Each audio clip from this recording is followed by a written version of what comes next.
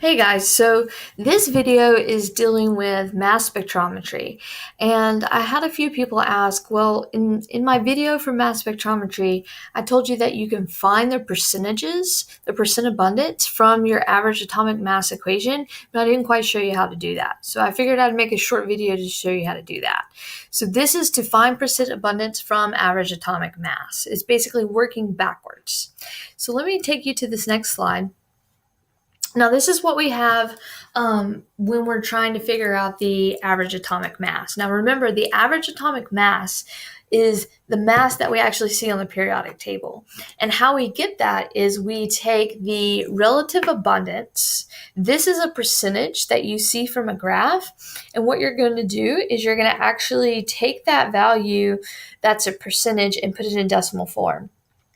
Then you're going to multiply by the mass of that particular isotope. So this isotope here is copper 63. So that is your mass times relative abundance. You're going to get a value.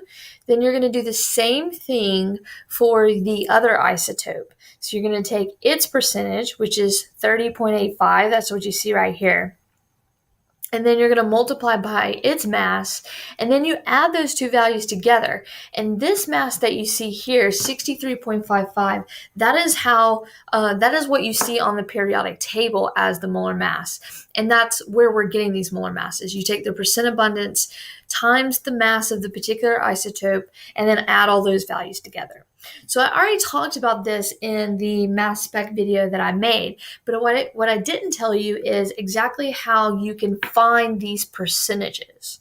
So let's say we had a problem and all it gave me is that I have copper 63, which is this AMU, 62.929601, and then I have copper 65 that has this AMU, atomic mass unit, 64.927794.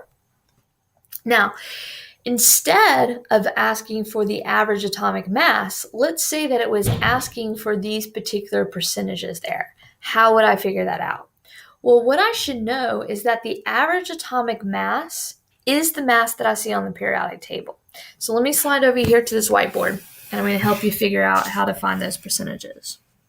So this is the equation we're working with.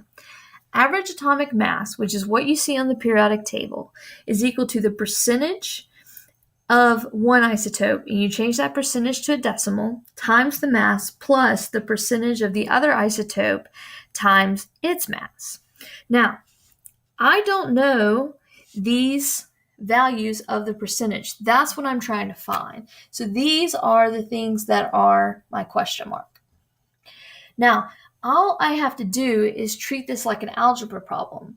I call one of the percentages x, and then because both of these percentages are supposed to equal up to 100, and 100 in decimal form is 1, that's why this one is set to be 1 minus x.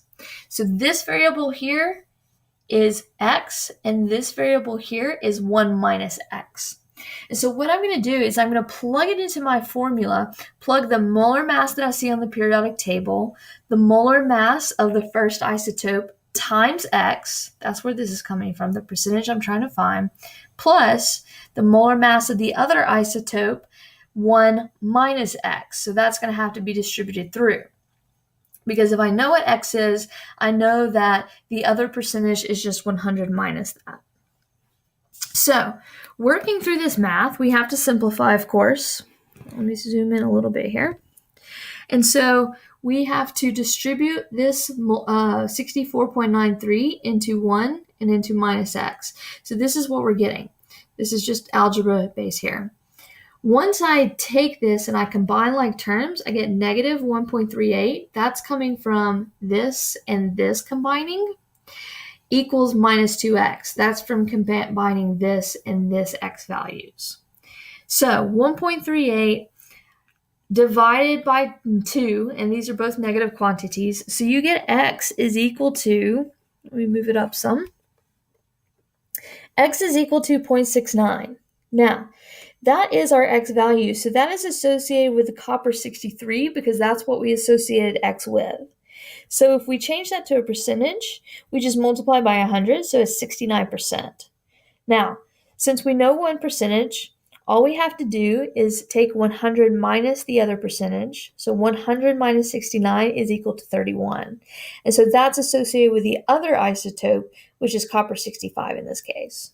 So anytime I am trying to solve for a percentage, all I have to do is plug in my periodic table mass, plug in one percentage for x, plug in the other percentage 1 minus x, and solve for my variable x. From there, I can figure out the other percentage, just taking 100 minus that. Okay, so I hope this helps you guys. We will be working problems periodically throughout the year to dealing with this, so you guys will have some practice with that. Hope you have a good one.